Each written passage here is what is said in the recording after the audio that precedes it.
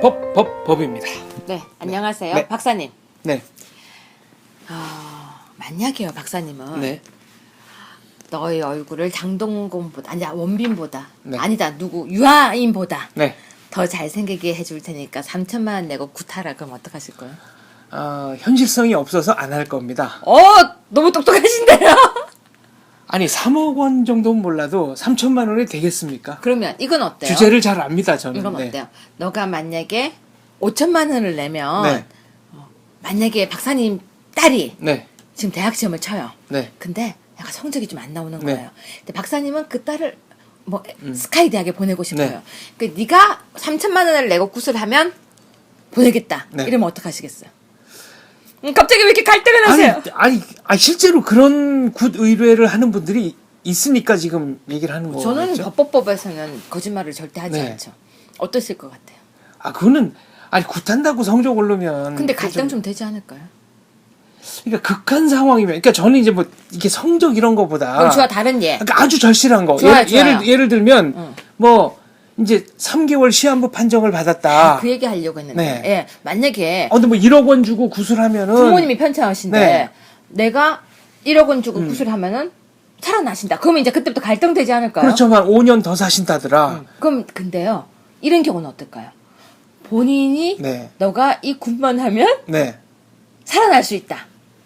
그러면은 일단 중병에 걸렸을 때는 아무래도 이성적 판단을 하기가 좀 어려워지고 생명에 관한 문제는 굉장히 절실하니까 여기에 이제 주변에 있는 몇몇 사람들이 야, 거기 믿을만 하다더라. 한번 지푸라기라도 잡는 심정으로 해봐라. 그러면 안 흔들릴 사람이 누가 있겠습니까? 네, 이거 실제로 이런 경우가 되게 많았어요. 노처녀에게 네. 이 굿만 하면 시집 보내준다. 네. 또는 아픈 사람한테 병굿이라고 하죠. 네. 이 굿만 하면 나을 수 있다. 근데 진짜 고수들은 이렇게 몇 천만 원씩 안 받는 거 아닌가요? 이게 너무한 거 아닌가? 17억인데요. 17억이요? 이건 뭐를 원했길래. 박사님 17억? 3천 5천이 아니고 17억인데요. 뭐를 했길래 17억씩이나 내고 굿을 해주고 네. 17억을 받았어요. 야, 기사를 보니까 네. 투자 회사를 운영하던 이모 씨가 네. 굿을 해야 사업이 잘 된다는 말에 2008년부터 2년 넘게 국내와 해외에서 40여 차례나 굿을 했다. 비용으로 17억 9천만 원을 냈다. 회당 얼마입니까, 이거는? 근데 그때마다 가격이 달랐어요. 그때 할 때마다 가격이 좀 다르더라고요. 조사를 봤더니. 네. 근데 법원은 사기 혐의를 인정해서 징역 2년. 그러니까 굿을 해주고 돈을 받고 사기라고 인정이 돼서 징역 2년을 받았는데요. 근데 반면에 네. 395만 원을 받고 기도를 해줬거나 570만 원 받고 굿을 해준 경우에는 무죄가 됐어요. 이건 취업을 하게 해주겠다. 이건 네. 무죄. 그러면 350만 원 받고 기도, 570만 원 받고 취업 기도 굿을 했는데 취업은 안 됐으니까 안 됐죠. 고소를 안 됐죠. 했겠죠? 그리고 700만 원 받고 결혼시켜주겠다고 굿을 네. 했는데 결혼을 못했죠, 노처녀가. 그 경우에도 무죄. 그럼 무죄와 유죄를 가르는 기준은 뭡니까? 여기에는 이렇게 나와 있죠. 돈을 많이 받았다고 해서 사기 혐의가 인정이 되어서 유죄가 된 건 아니에요. 네. 중요한 건 상대방을 속이려 한 의도가 있느냐는 거예요. 이해 가세요? 그럼 여기에는, 이 기사에 보니까 네. 대법원도 악의를 갖게 해주겠다며 3,500만 원을 받고 굿을 해준 무속인에게 유죄를 이건 또 유죄예요. 판결했는데, 이거는 돈을 받더라도 악의를 갖게 할 능력이 없었다. 네. 그러니까 이거는 능력이 없는데 능력이 있다고 사기를 쳤다, 이런 근데 얘기. 보세요. 무속인 스스로 굿에 대한 효과를 믿지 않으면서도 상대방을 속일 경우는 사기래요. 그 무속인이 스스로 효과를 믿으면 이건 사기가 아닙니까? 네, 이게 바로 문제예요. 무속인이 스스로가 나는 그 능력 있다라고 네. 믿고 하면은 사기가 아니에요. 그러면 무속인들은 자기가 다 그런 능력이 있다고 주장하지. 그래서 말이 안 된다는 거예요. 그럼 이분은 17억 9천만 원을 내고 그럼 얼마를 버셨을까요? 못 벌었으니까 사기죄로 고소했겠죠. 근데 돈이 굉장히 많으셨나 보다. 박사님 왜 이렇게 부러운 표정을 해? 17억 9천만 원을 굿값으로만 냈다. 그것도 국내외를 이 사례 다니면서. 말고요. 이 사례 말고 네. 국가압으로 또 많이 쓰는 경우 보통 굿 한 번에 얼마게요? 1,000만 원대. 그건 싼 거예요. 그거는 부적도 1,000만 원이더라고요. 야, 그건 너무한데요. 억대 굿이 있습니까? 예, 그럼? 많더라고요. 아, 그 생명에 관련된 굿인가요? 사업, 생명, 하다못해 네. 그 터이죠, 터. 아, 무슨 건물 지을 때. 네. 그 터 누른다고. 네. 터주신 누르기. 아, 터주신의 누름굿? 네. 제가 또 이걸 하려고 또 조사를 많이 했더니 네. 동토라는 거 아세요? 동토요? 네. 동토는 뭔가요? 그 건물 같은 거 짓다가 네. 동토, 집 그 땅에 있는 신을 노하게 하면 동토가 났다고 아, 한대요. 동티가 났다. 그 사투리 아니에요? 아니, 동티가 표준말 같은데요. 그래요? 네. 아, 하여튼 이 무속신앙계는 좀 어려워요. 네, 아무튼 동티가 났다. 그거를 민속학 용어로 지박령이라고 합니다. 땅에 뿌리를 받고 있는 뭔가 영. 네. 저보다 더 전문가 네. 같아서 일단 믿겠습니다. 네, 지박령. 요거를 이제 우리말로는 터주신. 저는 법으로만 하겠습니다. 네. 그래서 그런 경우에 하는 굿도 있어요. 아, 그러니까 터주신. 그러니까 지박령을 우리가 달래는. 집에서요. 네. 수리할 때 되게 많잖아요. 이거는 우리 저 민속 신앙에 보면은 뭐 부엌 같으면 조항신, 화장실 같으면 하여튼 다 있어요. 다. 그러니까 다. 마루는 이게 뭐 말이 네. 안 되는 게요. 마당은 뭐 현관문을 고쳐도 동토인지 동티인지 네. 부엌을 고쳐도 동티가 난다. 그거. 네. 그리고 또 화장실을 고쳐도 그거. 근데 로마 시대도 똑같아요. 그래요? 네. 그리고 못질을 해도 그렇대요. 네. 그래서 그렇게 따지면요. 아무것도 못 해요. 아니 이거 그때마다 구슬해야 된다는 겁니까? 이건 말이 안 굿도 되는 하고 얘기. 부적도 쓰고. 네. 아니 그러면은 그 우리나라는 이렇다 치고 네. 그 전 세계적으로 제가 알기로 이런 식의 그 이렇게 샤머니즘 네. 유럽에서는 이태리가 좀 세고 근데 왜 우리나라에서 여기 다 처벌 못 하게 해요? 왜요? 법이 그러니까 없으니까. 우리나라 봐봐요, 지금. 네. 사기죄로 하는데 어떤 것은 처벌하고 어떤 것은 처벌 안 네. 하고 하잖아요. 네. 왜 그렇게 해요? 이거는 저기 우리는 이걸 미신범이라고 생각해요. 미신범. 그래서 이루어질 수 없는 것이다. 아 법률 용어로는 뭐라고 합니까? 이 미신범. 미신범. 예. 그러니까 그걸 보고 이제 뭐 미신범이라고 하는데 뭐냐면요. 안 이루어질 거라는 거예요. 아 범죄 자체가 성립하지 않는다. 예. 그래서 네. 구술하고 이렇게 하는 그 관계, 음. 구술하고 난 뒤에 뭐 해준다. 그것도 이루어질 수가 없기 때문에 예를 들어서 이런 거예요. 박사님을 죽이기 위해서 네. 설탕을 드립다 먹이면 네. 죽을까요, 안 죽을까요? 안 죽죠. 물론 뭐 당뇨 걸린다. 살은 찌겠죠. 물론 뭐 여기 또 네. 댓글에 뭐 당뇨 걸려서 죽을 수 있어요. 해줄 네. 수 있겠지만 네. 실질적으로 설탕을 먹여서 죽진 않아요. 인과관계가 나중에 뭐 세월 흘러서는 있겠지만. 그러니까 그거는 코끼리를 반으로 찌르고 죽을 때까지 기다린다 이런 얘기랑 똑같은 거죠. 그렇죠. 네. 그렇기 때문에 우리가 흔히 말하는 미신범이라 하면 뭐냐면요. 발생할 가능성이 없는 걸 얘기해요. 그러니까 이건 부탁한 사람이 바보다 이런 얘기네요. 네. 그래서 이 경우에 우리나라는 형법적으로 무속신앙을 인정을 안 해요. 그러면 다른 나라는 인정합니까? 있어요. 진짜요? 네. 어디가 있어요? 가깝고도 먼 나라. 일본? 중국? 일본. 아니 일본에 그러면 일본은 예를 들어 무슨 100만 엔을 주고 구슬했는데 일본은 저주 카페가 있어요. 저주 카페 가요? 예, 그 카페가 커피 그러니까- 마시는 카페가 아니고요. 네. 실질적으로 인터넷에 가서 쳐보면은 저주 카페라고 아 나오는데 영업을 해요? 돈을 내고? 한두 군데가 아니에요. 그럼 돈을 내고 저 사람을 저주해달라고 부탁합니까? 싸게는 99,000원부터. 9,900엔부터. 그런가요? 99,000이 9,900. 아, 그렇죠. 그렇죠. 네. 비싸게는 그러면 한국 돈으로 990만 원까지 그럼 한 1,000만 원. 야, 그건 세네. 있는데요. 그럼 저주를 어떻게 해요? 그럼 식칼을 종이에 싸서 땅에 묻어놓고 그게 되게 웃긴 게요. 네. 정말 그 사이트 들어가 보면 일본말로 다 돼 있어요. 들어가 보면은 그 사람이 길 가다가 한 번 정도 자빠지게 하는 것. 아, 그거는 좀 싸겠네. 네. 그쵸? 근데 다리가 하나 부러지는 거. 그거는 비싸겠네. 그게 다 있어요. 아니, 그러면은 저주 카페에서 저 사람 다리가 부러지게 해달라고 돈을 냈어요. 다리가 안 부러지면 그럼 50% 사기입니까? 환불이래요. 왜 50%만 해줘요? 100% 해줘야지. 하려고 했는데 노력이 다 못 닿은 거니까. 노력했는지 안 했는지 그쪽이 더 세다는 거죠. 아, 그쪽에서는 그럼 방어 주술을 썼기 때문에 이게 안 됐다. 이게 제가 하는 얘기가 아니고. 아니, 일본에 진짜 이런 게 있어요? 제가요, 방송하기 전에 아침에 이미 찾아봤어요. 야, 이거는, 일본은, 과학 대국인데 이게 믿을 수가 없네요. 무슨 일본이 과학대국이에요? 일본에 가면 문방구에서도 부적 파는데. 아, 그린 게 아니고 인쇄된 부적을 판다. 부적 이만한 부적부터 시작해서요.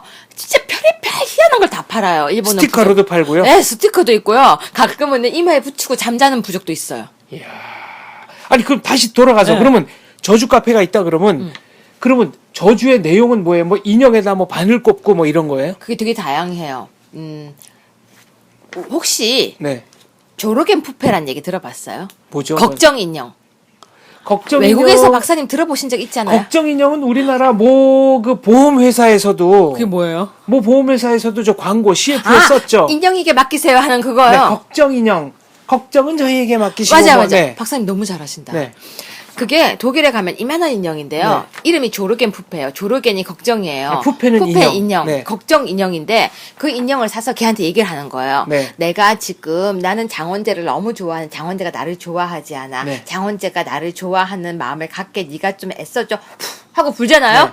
그러면 얘가 그걸 갖고 간대요. 음. 갖고 가서 네. 아니 그거는 좀 애교인데. 아, 그렇죠. 애교죠. 근데 그 저주 네. 카페는 이런 인형들이 들비해요. 그럼 거기다가 다리 부러지게 뭐 해가지고 핀으로 오핀으로 말아. 옛날에 해품달이라고 드라마 보셨어요? 네. 거기 보면요. 애빠지 무녀 나오는. 애빠지 무녀 네. 나오죠. 그리고 바늘 이렇게 던지죠. 그거는 옛날에 저기 조선 시대에 유행하던 주술법이죠. 이것도 마찬가지예요. 그 인형에다가 오핀을 달아서 매달아 놓기, 불태우기. 네. 그리고 그 인형을 이렇게 크게 만들어서요. 비가 오면 자기가 예를 들어서 실현을 당했을 때 네. 그 남자 이름을 써서 비가 오면 비 맞게 내. 그러니까 궁중에서도 이런 식의 그 주술 저주 관련 물증들이 나오면서 막 뒤집어지기도 하고 이게 정변이 나기도 하고. 그러니까 그게 일본은 아예 체계적으로 저주 카페, 저주 인형. 아, 그것도 단가, 정가가 다 있고. 그리고 그걸 또 관리를 또 하나 봐요. 그래서 국가에서 너무 심하게 하는 경우엔 제재도 하고 벌금도 하고. 아, 생명과 관련된 건 안 되고. 그러니까 생명과 관련된 걸 만약에 했을 때도 무슨 제재가 들어가는 것 같아요. 그런 체계적으로 일본은 미신을 믿는 거예요. 그러니까 정식으로 영업도 하고 세금도 내고. 그쵸? 저주 그쵸? 카페가. 그래서 네. 미신을 믿는다는 전제 아래 일본은 시작을 해요. 그래서 일본은 법이요. 이 굿을 하면 실현 가능성이 있다라고 보고 시작을 하는 거예요. 야, 그러니까 우리랑은 접근법이 완전히 반대네요. 그렇죠. 근데 우리는 아예 없다라고 시작을 하고 네. 접근을 해요. 네. 그래서 이게 우리는 무당한테 점쟁이한테 가서 했을 때는 다 이게 그런 일이 있을 수가 없어로 시작을 하기 네. 때문에 계속해서 이게 사기냐 뭐냐 네. 이렇게 문제가 되는데 일본은 가능성 있지. 근데 너 너무 돈 많이 받았어. 아, 그게 접근 네. 방식 근데 네. 가능하지. 근데 너 이 정도는 야 얘 얼굴이 어떻게 네. 원빈이 되니? 뭐 기분 나쁘세요, 박사님? 아니, 저는 안 된다는 걸 아니까. 그러니까 예를 들어서 원빈을 만들어 줄게 하고 2천만 원을 받아가면 법에서 이러는 거야. 그래 어느 정도까지는 믿어줄게. 근데 아니지 이거는. 아, 저거는 20억이 돼도 안 되는 건데 2천만 원이라 그쵸? 그러면 사기다 이렇게 그렇게 나온다 이거죠. 접근을 하는 게 일본. 네. 우리나라는 말이 되니? 아니 근데 이탈리아가도요 전화번호부 보면은 이게 직업란이 있잖아요. 뭐 배관공, 보일러 등등. 근데 거기에 마법사 이렇게 돼가지고 마법사, 주술사. 그래서 무슨 연애운 전문, 스포츠 토토 전문, 아예 전문 분야까지 전화번호부에 명기가 돼 있어요. 근데 독일도 있어요. 네. 독일도 영국에도 있죠. 있죠. 무슨 타로, 수정구슬 뭐 많아요. 수정구슬. 네. 그 크리스마스 때 가면요. 네. 컴컴한 천 쳐져 있고 네. 수정구슬이 있어요. 네, 주로 나이 든 할머니들이 그럼 그래요. 들어가면은 네. 구슬을 쓰다 보면서 네. 정말 봐줘요. 근데 보신 적 있으세요? 아니요. 저도 못 봤어요. 왜 못 봤게요? 왜요? 언어가 그만큼 안 될 것 같아서. 그렇죠. 못 알아들어서. 그렇죠. 할머니들이 보시거든요. 근데 할머니 독일어가 네. 어려워요. 그 영국에서는 그런 사람들을 이제 fortune teller, 그러니까 행운을 말해주는 사람 이렇게 분류를 하고 이탈리아어로는 마법사 이렇게 분류가 돼 있어요. 그러니까 네. 그 똑같은 단어지만 접근법이 좀 다른 것 같아요. 독일에서는 그걸 또 뭐라고 표현을 하냐면 독일에서는 표현 방식이 네. 미래에 대한 예언자. 음. 근데 더 웃겨요. 앞에 네. 클라이네 작은 예언자. 아까 큰 예언은 안 된다. 그러니까 아예 미리 딱 되게 정밀하죠. 그렇죠. 그러니까 솔직한 거예요. 그러니까 그 왜 이탈리아 영화 자전거 도둑 네. 거기 보면은 자전거 잊어먹고 나서 자전거 도난당하고 네. 나서 제일 먼저 찾아가는 데가 그 점집 아니에요. 근데 누가 훔쳐갔는지 좀 알려달라고. 더 웃긴 게 네. 또 이런 심령 수사를 또 독일은 해요. 엑소시스트. 네. 심령 네. 수사를 또 해요. 그러니까 믿는 거예요. 네. 믿는데 과학적으로 접근하려고 애를 쓰는데 우리나라 점집 많은 거 아시죠? 아, 우리나라는 많죠. 어마어마하게 많은데 네. 아예 접근을 금지시켜놨어요. 법적으로는. 네, 법적으로. 네. 그래서 실제 국민들은 많은 정서가 점집을 믿고 신뢰하고 의논하고 타로부터 시작해서 많은데 네. 그것은 아예 NO라고 음. 닫아놨기 때문에 구제 방법도 되게 허술한 것 같아요. 보세요. 지금 누구는 뭐 570, 뭐 395, 3,500 왜 무죄 유죄가 갈리느냐가 합리성이 없죠. 네. 그래서 저는 볼 때 아예 인정을 하려면 하라. 그리고 너무 큰 금액이 있을 때는 사기다. 네. 그리고 사실상 그렇게 따지면 무속인은 다 자기 거에 확신이 있는 거 아니에요? 그렇죠. 확신이 있으니까 무업을 하겠죠. 확신이 있으니까 17억 받았겠죠. 그렇죠. 된다고 생각하니까. 아무튼 이렇게 재밌는 법도 있다. 네. 이렇게 재밌는 사례도 있다. 라는 생각에 이야기를 했는데 이 이야기는 사실 할 게 되게 많아요. 심령수사 이야기도 할 게 되게 많거든요. 심령 수사 얘기는 그럼 따로 떼가지고. 따로 떼서 이거 다 좀, 한꺼번에 못해요. 요건 좀 심각한, 갓 같은 점집이라도 좀 심각한 얘기니까. 심각한 얘기죠. 실제로 수사에서 수사에 활용된 경우도 많았어요. 아, 그 얘기는 그럼 따로. 근데 네. 사기도 많았어요. 네. 아무튼 또 시간이 돼서 제가 급하게 마무리를 네. 하도록 하겠습니다. 과거에 그 모든 정당, 주요 정당에서 이름난 그 말하자면 무속인들을 관리를 한대요. 왜냐하면 밑바닥 정서를 움직이니까. 근데 제가 물어봤어요. 그러면은 그 무속인들도 정치인들한테 바라는 게 있어야 되는데 무속인들에게 정치권에서 해줄 수 있는 게 뭐냐? 그랬더니 의약 분업이 있대요.